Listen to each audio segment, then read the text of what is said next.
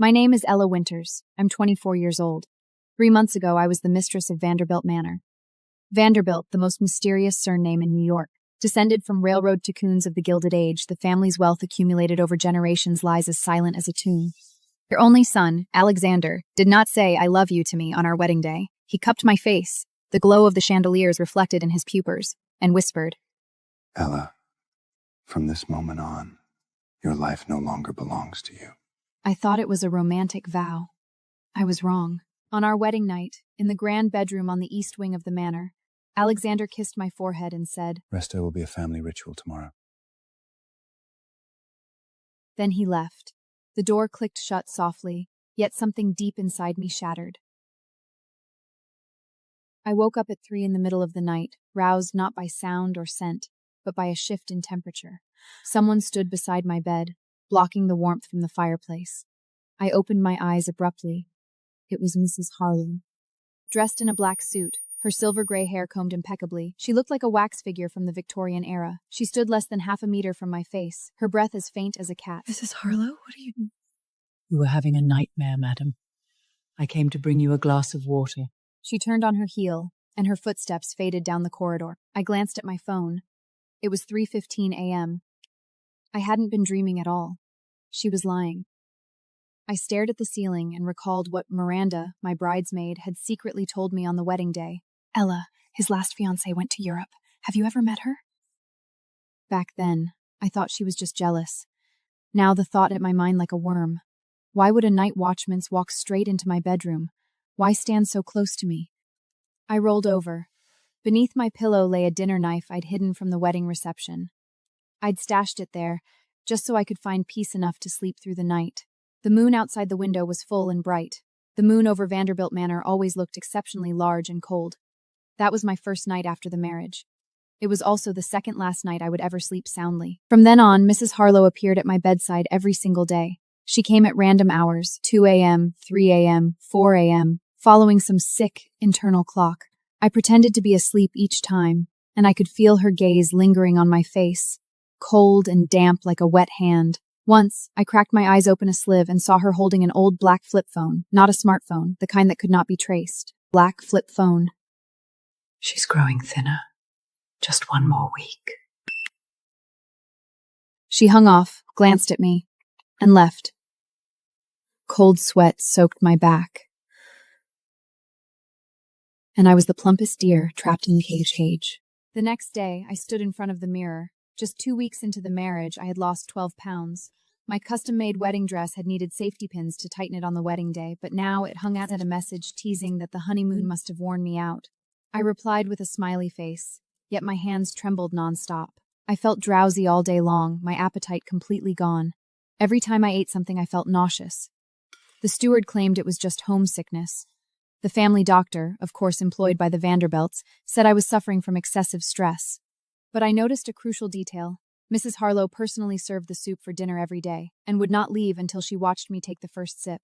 I chose not to speak out immediately. I set aside a small portion of my breakfast eggs, lunch soup, and dinner steak, sealed them in fresh preservation bags, and hid them inside an old shoebox I'd brought from my parents' home, tucked away in the deepest corner of my walk-in closet. I needed to send them these samples for testing, but nothing stayed private inside Vanderbilt Manor. My phone and computer were both under surveillance. Even the driver was Mrs. Harlow's nephew. Ella, if you ever sense something is wrong, go home. Now I understood. A noble mansion is no fairy tale. It is a hunting ground. And I was the plumpest deer trapped in the cage. 30 days after the wedding, I was jolted awake in the middle of the night, not by Mrs. Harlow's footsteps, but by her hushed voice on the phone, hissing like a venomous snake. She thought I was fast asleep, standing beside the bed with her back to the moonlight. She's on to us. We'll do it tonight.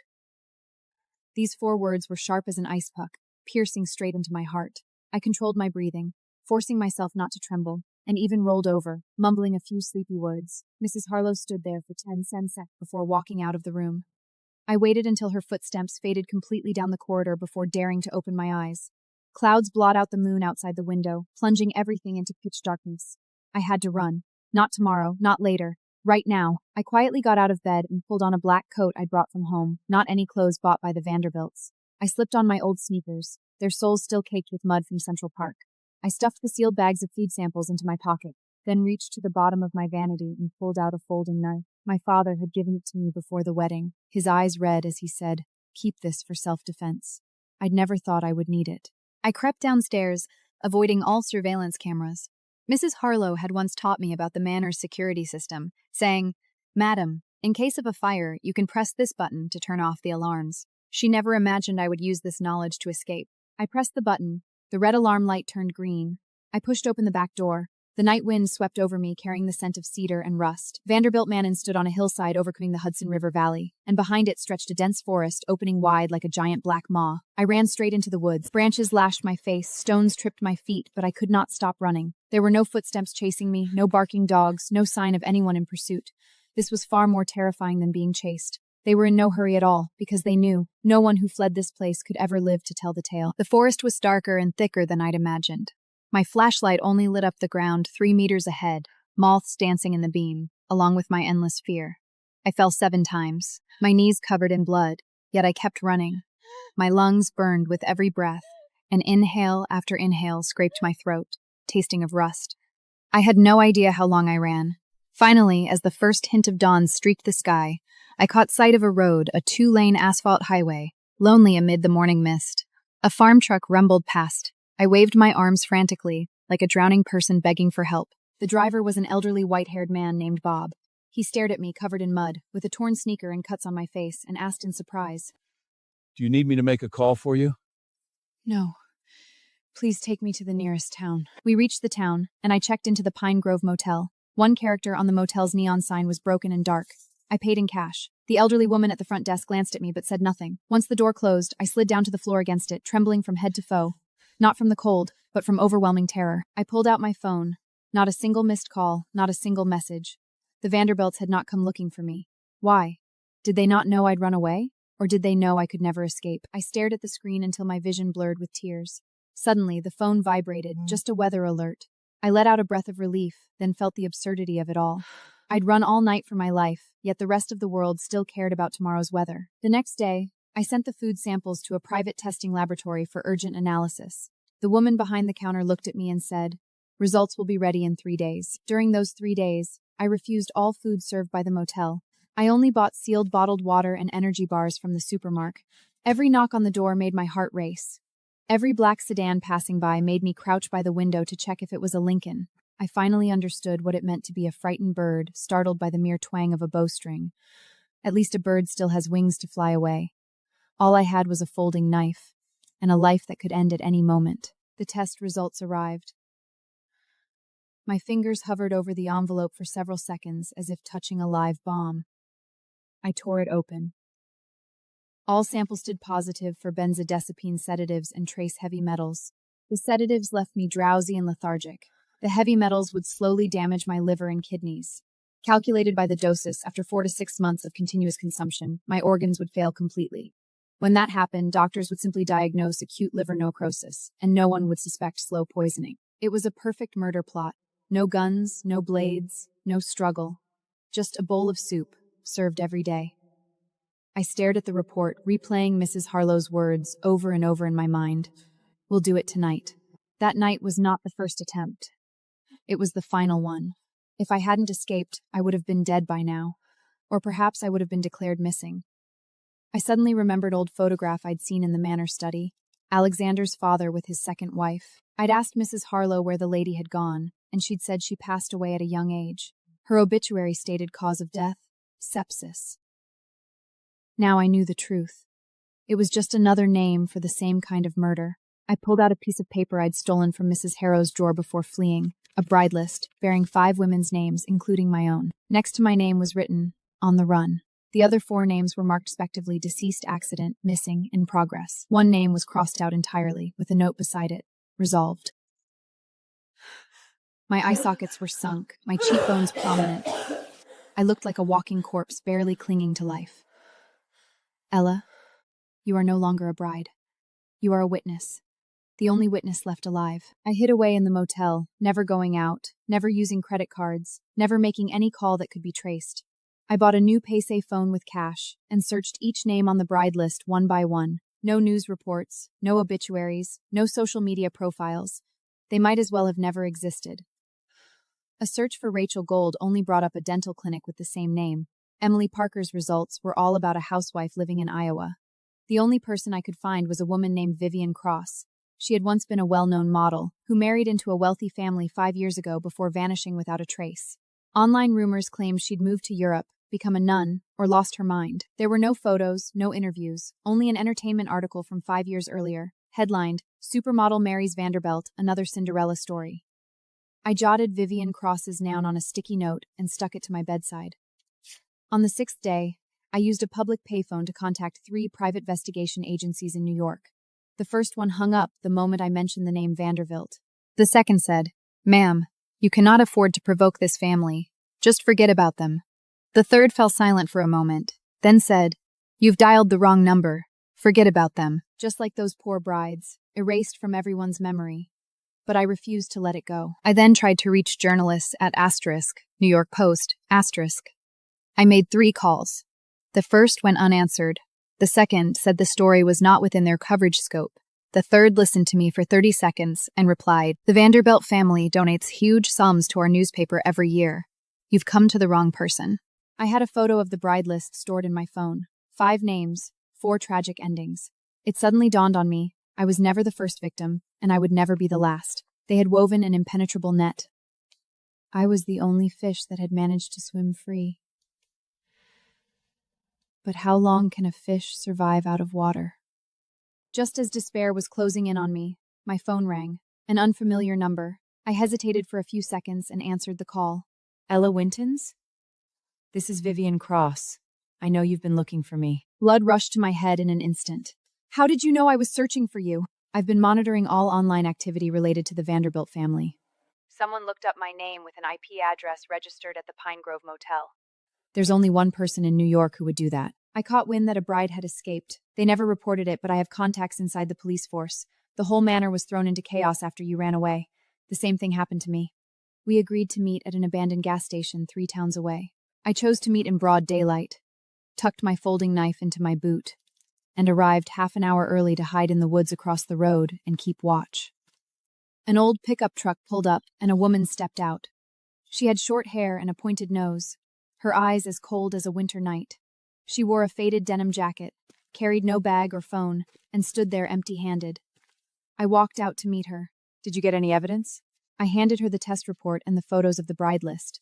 Her hands trembled as she read them, yet her expression remained impassive. "This is not enough. What else do we need?" "We need video or audio recordings of Mrs. Harlow personally admitting to poisoning people. We need Alexander's fund records to prove he committed marriage fraud. We also need testimonies from other victims. They can afford the best lawyers across the country. We have to get irrefutable proof." "How you knew so many details." "I tried to call the police once.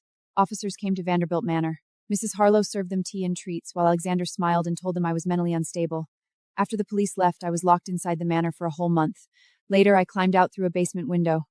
I lost 40 pounds during that time." She rolled up her sleeve. A long scar snaked across the inside of her forearm, shaped like a centipede. This scar was left when a needle broke inside my arm while they were injecting me with sedatives. I stared at the scar and said nothing. Sometimes silence carries more weight than any words. Vivian handed me a USB flash drive. It contains all the information I've gathered over the years, as well as a map of the manor's secret passages. That's how I escaped back then. After I escaped, I worked as an assistant to a private detective. I learned how to investigate people and collect evidence. All these years, I've been secretly looking into the Vanderbilts. I don't seek revenge. I just want to find out how many others have suffered the same fate. The smoke dissipated instantly in the wind. I have another insider, a former maid who worked for the family for 15 years. She knows all their darkest secrets. She told me about the secret passages and Mrs. Harlow's routine. Every week, Mrs. Harlow goes to the small chapel behind the manor. She goes alone with no phone and stays there for half an hour. To confess her sins? Perhaps. Or perhaps something else. But that is the only place in the entire manor with no surveillance cameras. Why are you helping me? Because of Rachel. The first name marked deceased on your list. I was the one who introduced her to the family. I never thought it would turn out like this. I thought it was just a marriage scam to steal wealth, a quick divorce after pocketing millions. I never imagined they would kill people. By the time I realized the truth, she was already dead. Her obituary claimed she died of sepsis. I attended her funeral, but her coffin was sealed shut. I asked to see her one last time, and they told me her body was too badly damaged to be viewed. I cannot let her death be in vain. The night wind sweeping through the Hudson River Valley was piercingly cold. I put on a black jumpsuit, fastened a voice recorder disguised as a pipstip around my wrist, and tucked a signal jammer into my waist bag. Vivian drove me to the edge of the forest and turned off the car headlights. I can only take you this far. Follow the stream valley for 20 minutes, and you'll see a stone house. It's an abandoned pumping station, and the old well is inside. I got out of the car. Muddy fallen leaves rustled softly under my feet. The car lights behind me went out, plunging the whole world into darkness. I turned on my flashlight to light the path ahead. The 20-minute walk felt like an entire lifetime. I kept glancing over my shoulder, convinced someone was following me, yet there was nothing but wind in the woods. The stone house was more dilapidated than I'd expected.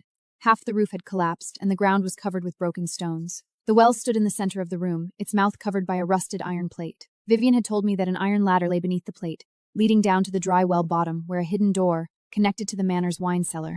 I struggled to move the heavy iron plate. The harsh scraping of metal echoed loudly in the silence, like the scream of some wild creature. I shone the flashlight down the well. The shaft was dry, littered with dead leaves and mouse skeletons. The iron ladder was covered in rust.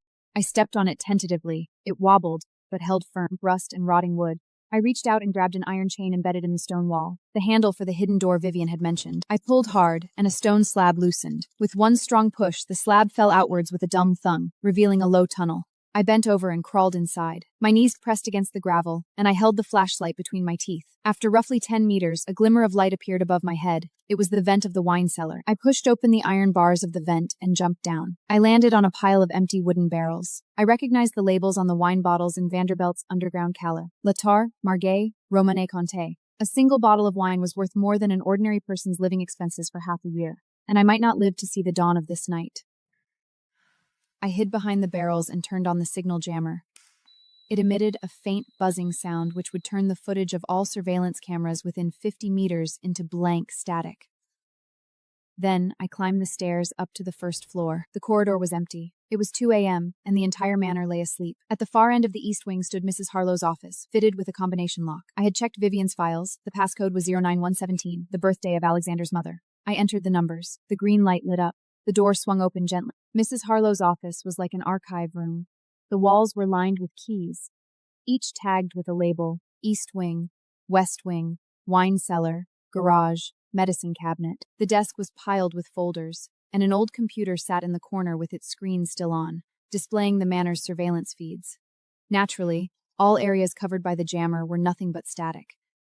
I pulled on a pair of gloves and began to search through the documents. The first drawer held personnel files, employment contracts and payrolls for the cook, gardener, and driver. The second drawer contained financial reports, family trusts, offshore accounts, and charitable foundations.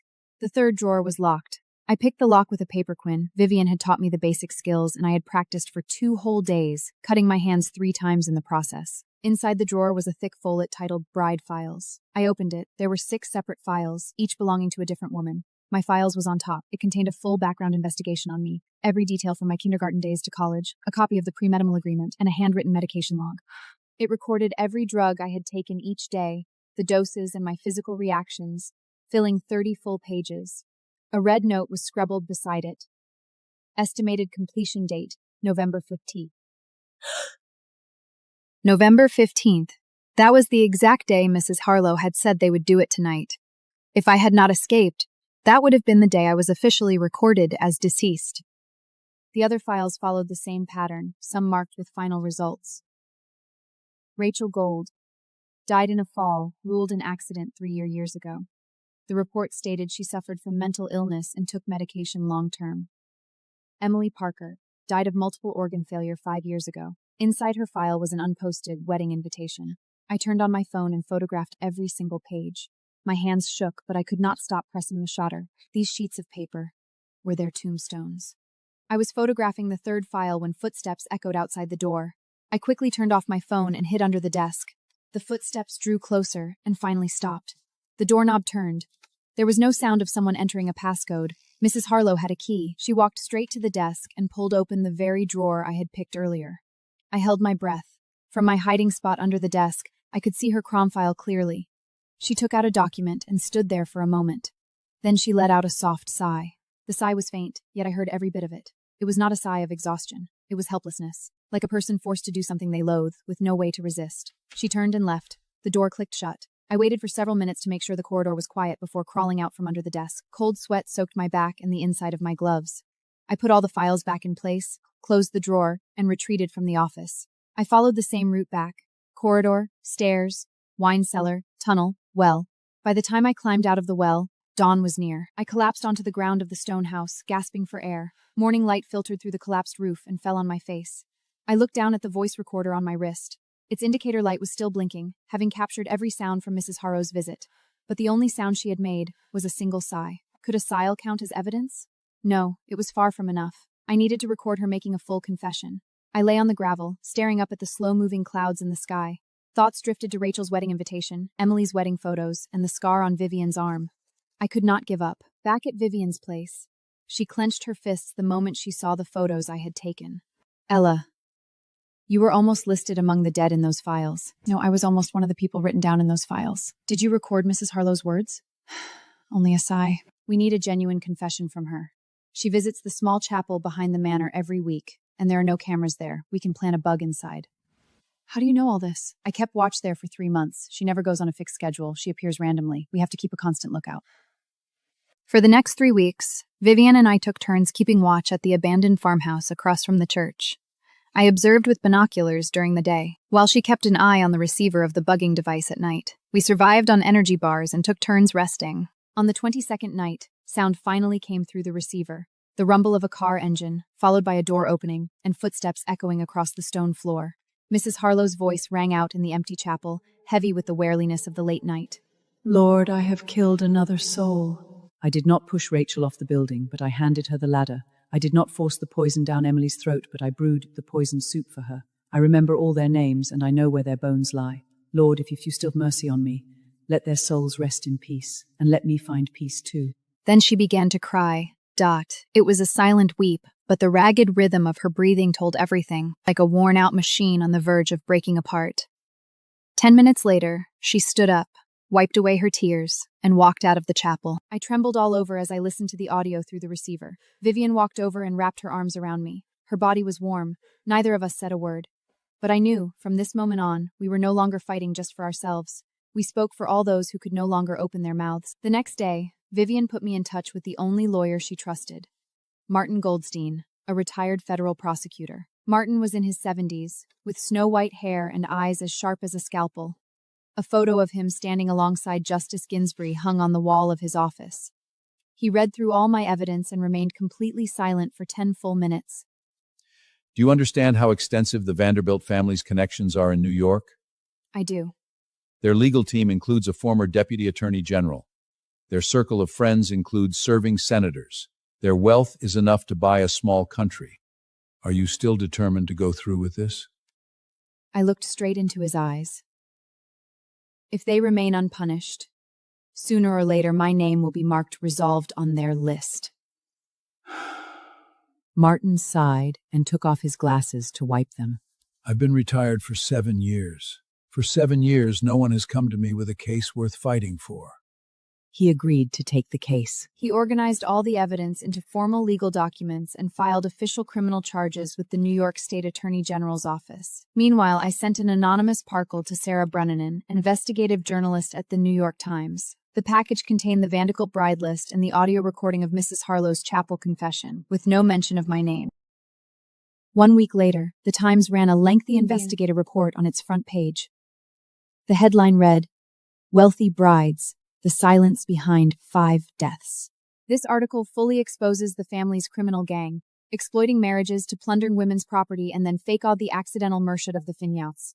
Mrs. Harlow's confession recording was published on the newspaper's website, garnering over 100 million views overnight.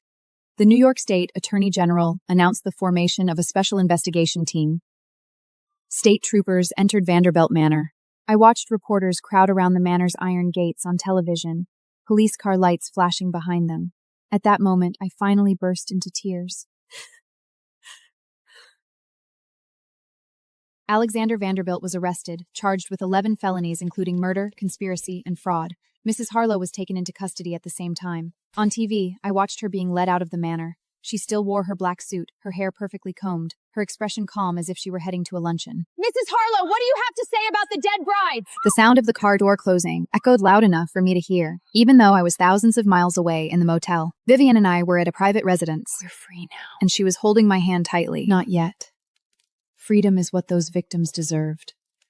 Our mission is to give them a proper ending. The trial lasted for 3 months. Alexander's legal team was formidable. 7 elite lawyers, all graduated from top-tier universities, each wearing suits worth $30,000. They tried to shift all blame onto Mrs. Harlow, claiming the housekeeper had acted on her own and the family knew nothing of the crimes. But one line from Mrs. Harlow's confession recording stood out. I did not push Rachel off the building, but I handed her the ladder. These words clearly implied that someone had given the orders. The prosecution asked Mrs. Harley to turn state's evidence. She refused. I have followed orders all my life. I will not take any more orders. Vivian took the witness stand. Dressed in a dark, navy suit with her hair neatly styled, she looked straight at Alexander and spoke every word clearly. He made me drink a cup of tea, and I promptly fell asleep. When I woke up, I was locked in the basement wine cellar. He claimed publicly that I had suffered a mental breakdown and needed rest, but in reality, he was simply waiting for the public outcry to die down. Alexander's lawyers subjected her to brutal cross-examination, trying to prove she was... You once owed a large gambling debt, is that correct? Yes. But Vivian's answers were logical and coherent, every word driving a nail into the defense argument. Alexander Vanderbilt paid off your debts for you, correct? Yes. In exchange, you introduced potential brides to him, is that right? An uproar broke out among the courtroom audience. I sat in my seat, icy cold from head to foot. Vivian was called to testify alone. She admitted that she had once been deep in gambling debt. Alexander had offered to clear her debts on the condition that she introduced suitable marriage partners to him. She had only thought it was a marriage scam for money, never expecting murder. She fled in terror once she realized people were being killed. The courtroom erupted in commotion once again. Reporters typed furiously on their laptops. I stared at Vivian's back. Her shoulders trembled slightly. My closest ally had once been a part of this conspiracy, and it was she who had introduced Rachel to the family. The trial continued amid chaos. In the end, the prosecution ruled that Vivian bore no criminal liability. Her involvement had ended before the murder's evidence to expose the crimes. Still, the deal between her and Alexander became public knowledge, sparking widespread public outroar. Do you regret what you did? She said nothing and got into a taxi. I stood in the distance and watched the car disappear around the corner. Ella, will you still work with Vivian? No. They pressed me for a reason, but I did not reply. That night, Vivian sent me a text message. Ella, I'm sorry. I stared at the words for a long time and never replied. It was not that I refused to forgive her. I simply did not know what to say. She had saved me and countless other women, yet she was also complicit in Rachel's death. I could not reconcile this tangled contradiction. Alexander's lawyers tried to plead for leniency by citing family tradition. They stated his own mother had been one of the disappeared brides, and his father had raised him to believe women were nothing more than tools. The jury listened to all the testimony. The final verdict remained unchanged. Guilty of first-degree murder for the deaths of 2 brides, conspiracy to commit murder for the other 3 victims, and fraud. He was sentenced to life imprisonment without parole for all combined offenses. As the verdict was read, Alexander did not look at anyone. He merely stared up at the ceiling, as if counting the cracks across its surface. After the verdict, court officers led Alexander away. As he passed me, he suddenly stopped and turned to face me. His lips moved, as if he wanted to say something. In the end, he simply closed his eyes and was led away. Stepping out of the courthouse, the sunlight was dazzling. Reporters rushed forward with microphones and cameras. Vivian had left early and was nowhere to be seen. Ella, you have done something extraordinary. It was those deceased brides who dissed the brides who did the extraordinary deeds. I was just lucky enough to survive.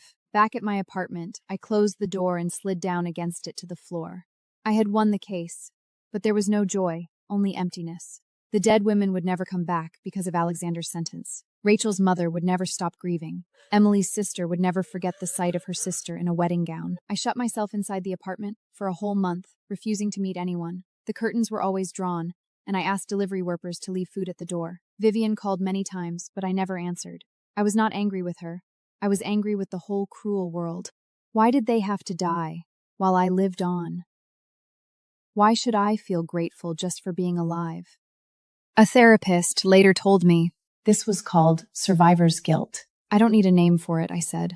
I need answers. The answers can only be found by yourself. A month later, The doorbell rang. I peered through the peephole and saw Vivian standing outside. She held a pot of green potos, her eyes red and swollen. I opened the door. She stood on the doorstep and did not step inside. Ella, I'm not here to beg for your forgiveness. I just want you to know that I named my daughter Hope. She knows nothing about my past, but I want her to understand. Her mother has made mistakes, but has also done what is right. This is for you. Pothros is tough and hard to kill, just like you. I stood there staring at the plant. Its leaves were bright green, and its vines hung down like countless thin streams. I carried the podrus inside and placed it on the windowsill. Sunlight fell on the leaves, and a thought crossed my mind. Perhaps living on is itself the meaning of life. That night, I sent Vivian a text message. The pothos is received. Thank you. I do not hate you, but I still need time. She replied with a single word. Understood. As days passed, I gradually reconnected with the outside world. Lawyer Martin helped me recover my personal assets from before the marriage. The sum was not large, but enough for me to start a new life. I moved to a small apartment in Brooklyn, not far from Prospect Park. The green scenery outside the window made me feel safe. I visited a therapist once a week to deal with post-traumatic stress disorder. The therapist said my nightmares would fade away little by little. I chose to believe her. Half a year later, I received a letter. It was from Mrs. Harlow, sent from prison. Her handwriting was neat and precise, just like her own demeanor. Ella, I do not know if you will read this letter. I want you to know that my son knows nothing about what I have done. He only thinks his mother works for a wealthy family. He has asked me many times why I never quit this job. I always told him soon, but I never did. Not for my whole life. Now I am in prison, yet life has no second chances. I only beg you not to hate my son. He is innocent. I folded the letter and placed it on the table. I did not write back. It was not that I refused to forgive. Some debts can never be repaid with a simple apology. I tried to find a job, but the name Vanderbilt on my resume was like a brand. No employer wanted to hire a woman who had fought a high-profile lot against a powerful aristocratic family. I considered changing my name, but in the end, I gave up the idea.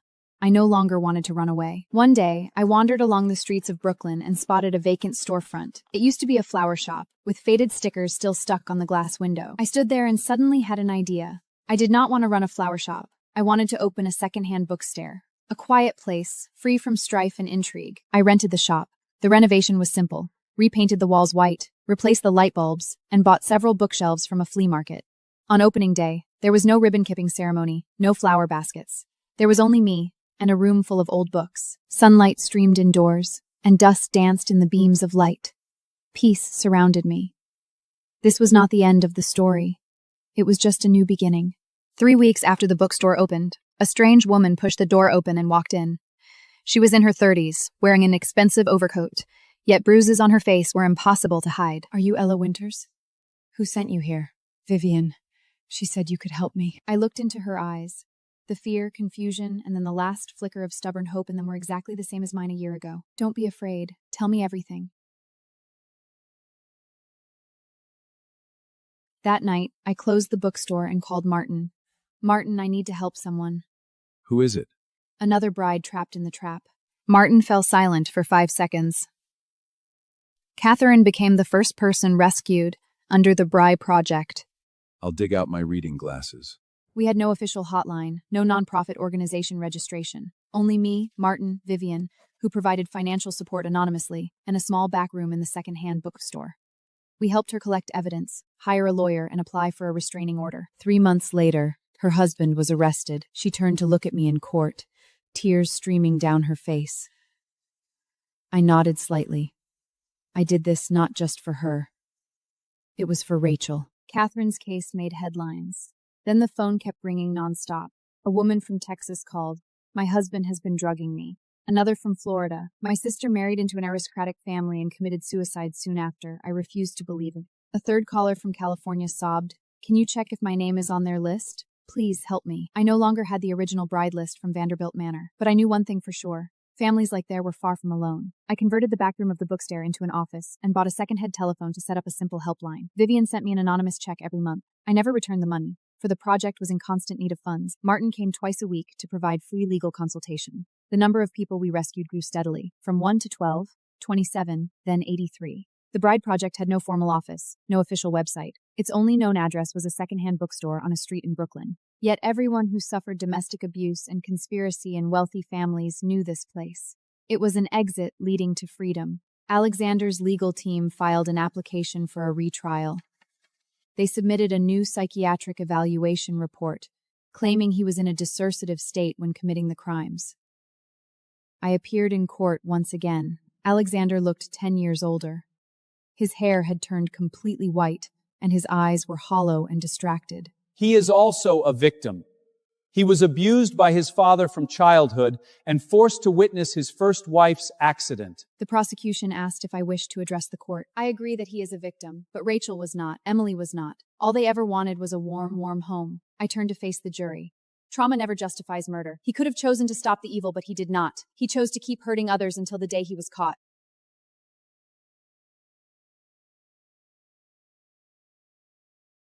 The application for retrial was rejected. As Alexander was escorted out, he stopped beside me once more and spoke a sentence clearly this time. My mother's name is Irene. She also died of illness. I froze on the spot. Back at the bookstore, I searched for information about Irene Vanderbilt. Her obituary read, died of sepsis, 1973, age 31. 31, the same age I was when I escaped from the Manor. I sat behind the counter and stared at the obituary until night fell. He grew up trapped in the same hell. But he chose to become a hunter,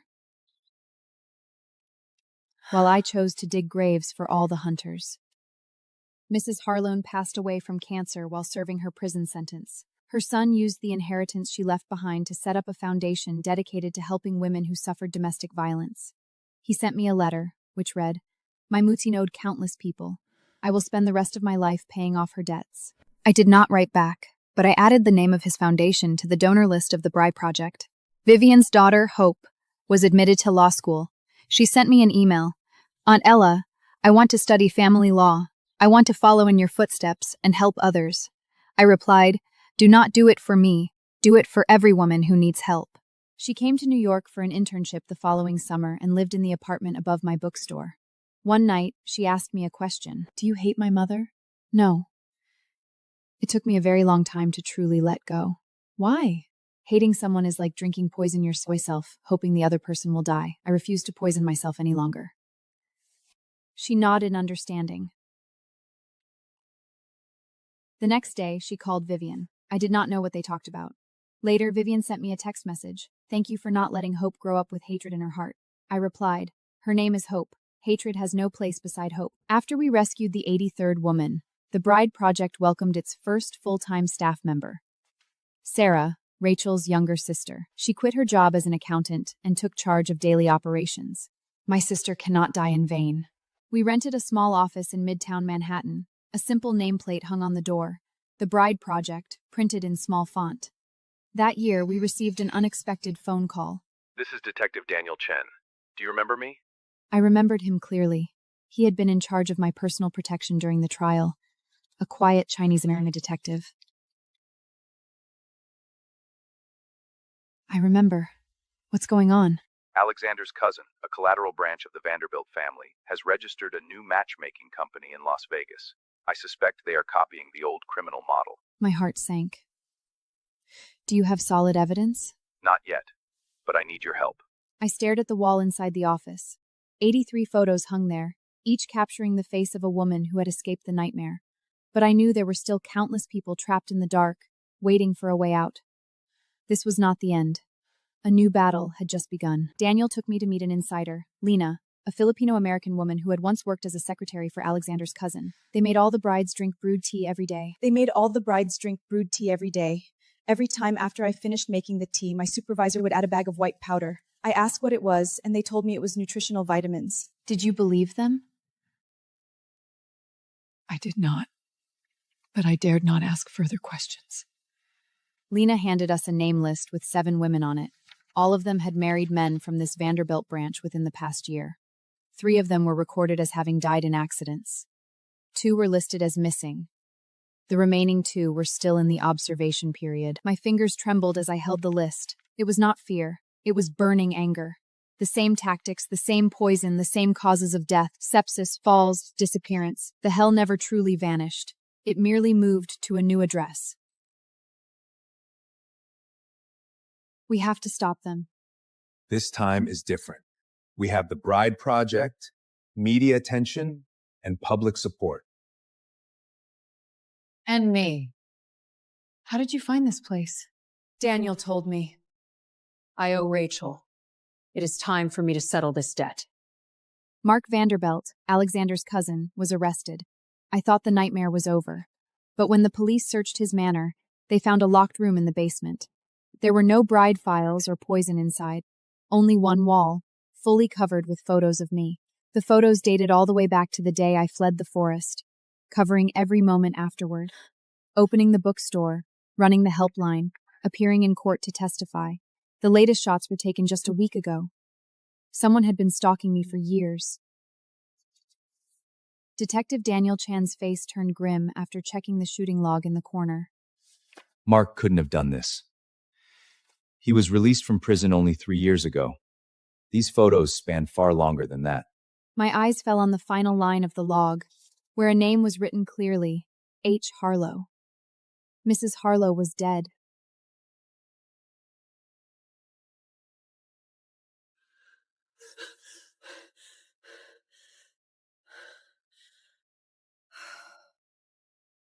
Yet her work never stopped.